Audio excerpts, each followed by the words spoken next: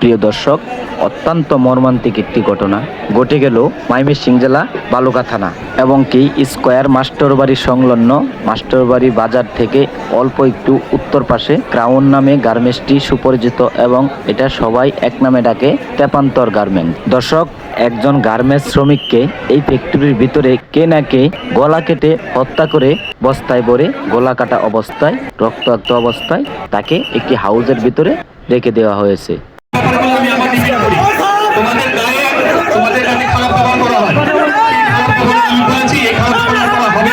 এবং যদি হয় সেটা তদন্ত করে আমি এটা বিচার করবো।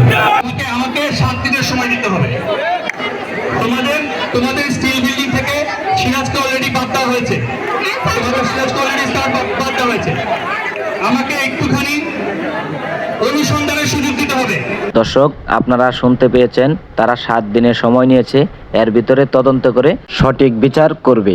দর্শক, আরো জানা গিয়েছে গত বৃহস্পতিবারে ছেলেটার গলা কেটে লিফটের নিচে হাউজের ভিতরে গলা কাটা অবস্থায় রেখে দেওয়া হয়।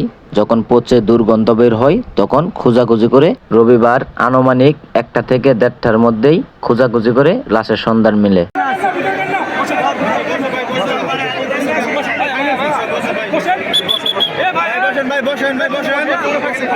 প্রিয় দর্শক, যেমনটা দেখতে পাচ্ছেন, পুলিশ প্রশাসন, সেনাবাহিনী গার্মেন্টস শ্রমিকদেরকে সান্ত্বনা দিচ্ছে।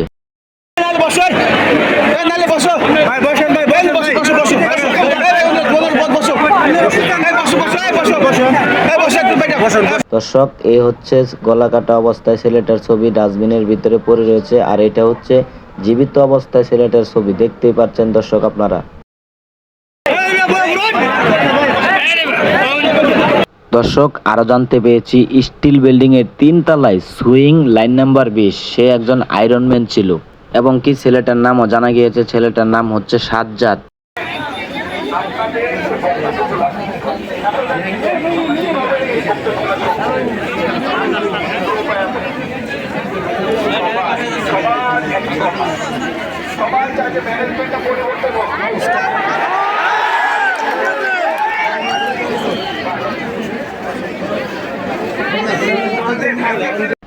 দর্শক, এই হত্যার পিছনে আপনাদের মতামত কি কমেন্টে জানাতে ভুলবেন না।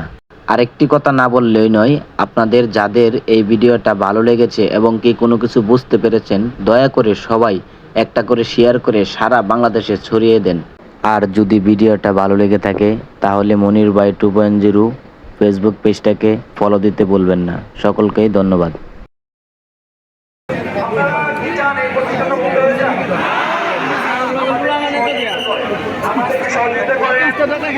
আমরা আপনাদের যৌক্তিক দাবি করি, আপনাদের সাথে কথা বলবেন এবং যারা আমাদের কথা শুনতেছেন সবাই একটু শান্ত হন।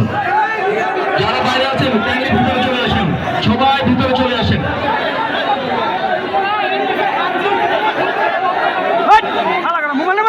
কথা নেই ভাইয়া, আপনি বসে যান, সবাই একটু শান্ত হন।